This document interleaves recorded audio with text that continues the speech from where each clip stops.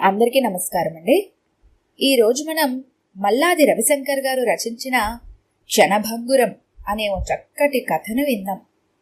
ఇక కథలోకి వెళ్దాం. సంతోషం, దుఃఖం, ఆనందం, విషాదం ఇవన్నీ క్షణభంగురాలేనా? క్షణం క్రితం ఆనంద తీరాలను తాకిన ఆమె వెర్రి మనసు అంతలోని విషాద ఆఘాతంలో కూరుకుపోయింది. గీతాకారుడు చెప్పినట్టు ఆనందాన్ని, విషాదాన్ని నిరాసక్తతో స్వీకరించమన్నట్టు చేయగలిగితే మనిషి మనిషి కాడేమో, మనసు మనసు కాదేమో. 10 నిమిషాల క్రితం భర్త నుండి ఫోన్ అందుకుంది ఆమె.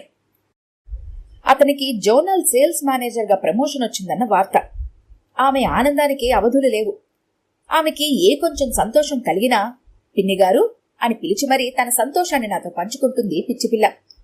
ఆమె భర్తకి ప్రమోషన్ వచ్చిందని చెప్పగానే ఆమె సంతోషాన్ని చూసి నాకు చాలా సంతోషం అనిపించింది. మనసులోని మాటల్ని మనస్ఫూర్తిగా ఇలా చెప్పుకుంది. పాపం, పగలనక రాత్రనక కంపెనీ కోసం చాలా కష్టపడతారు పిన్నిగారు ఆయన. వాళ్ల ఎండీకి కూడా ఈయనంటే చాలా ఇష్టం.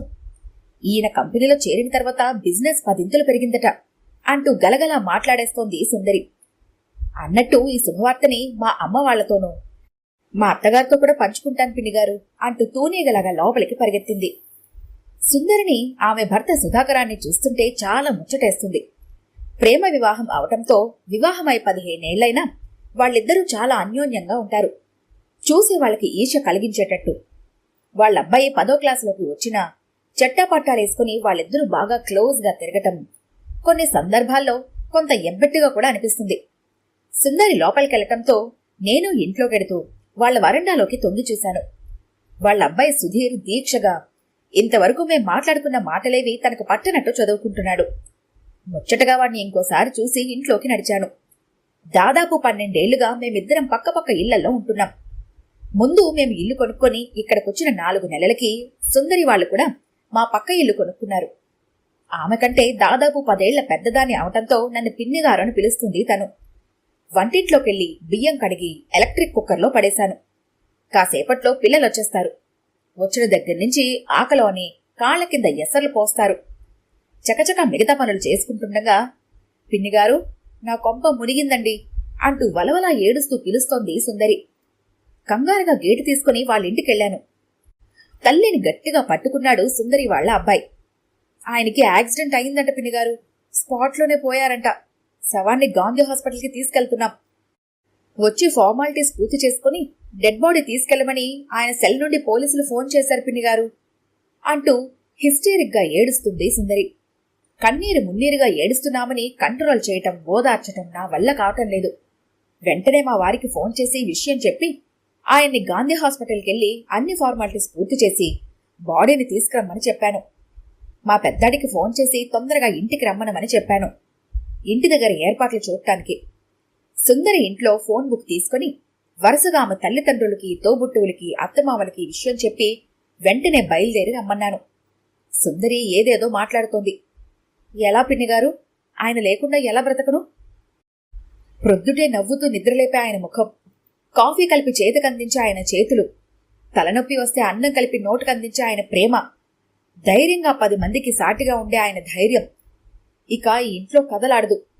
శ్మశానం లాంటి ఆయన లేని ఈ ఇంట్లో ఎలా ఉండను పిన్నిగారు అంటూ బేలగా అంటోంది సుందరి. గంట క్రితం ఆమె సంతోషాన్ని పంచుకున్న నేను ఇప్పుడు ఇంతలోనే ఆమె పుట్టెడు దుఃఖాన్ని పంచుకోలేకపోతున్నాను. మా పెద్దబ్బాయి వచ్చాడు. వాడి వెనకాలే రిక్షాలో షామియానా, కుర్చీలో వచ్చాయి. వాకిలి ముందు షామియానా కట్టారు.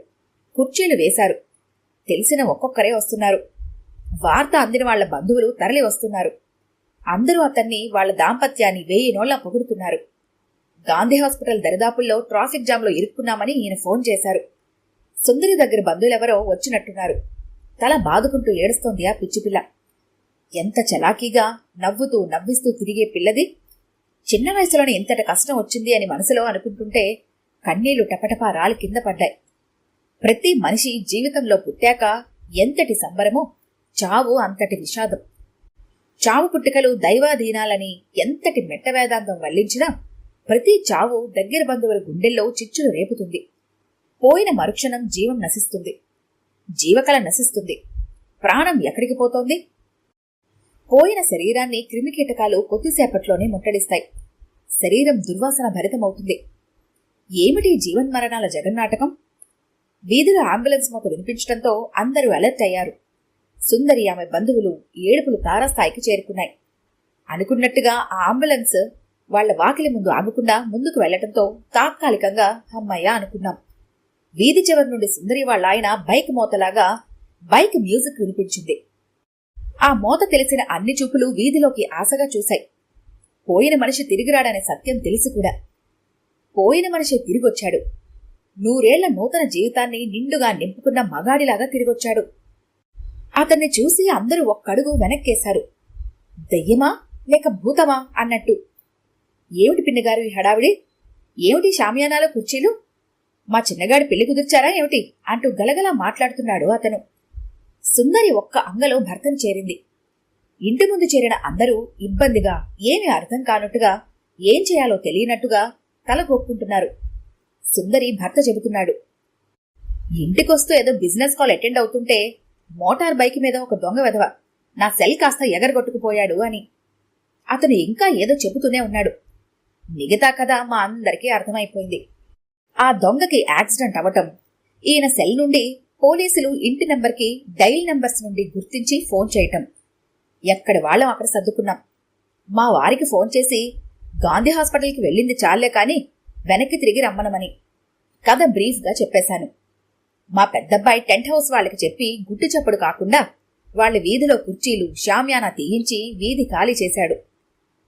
సంతోషం, దుఃఖం, ఆనందం, విషాదం ఇవన్నీ క్షణభంగురాలే కదా మరి. ఈ కథ కనుక మీకు నచ్చినట్లయితే లైక్ చేయండి, షేర్ చేయండి. మరిన్ని ఇంట్రెస్టింగ్ కథల కోసం మా ఛానల్ని తప్పకుండా సబ్స్క్రైబ్ చేసుకోండి.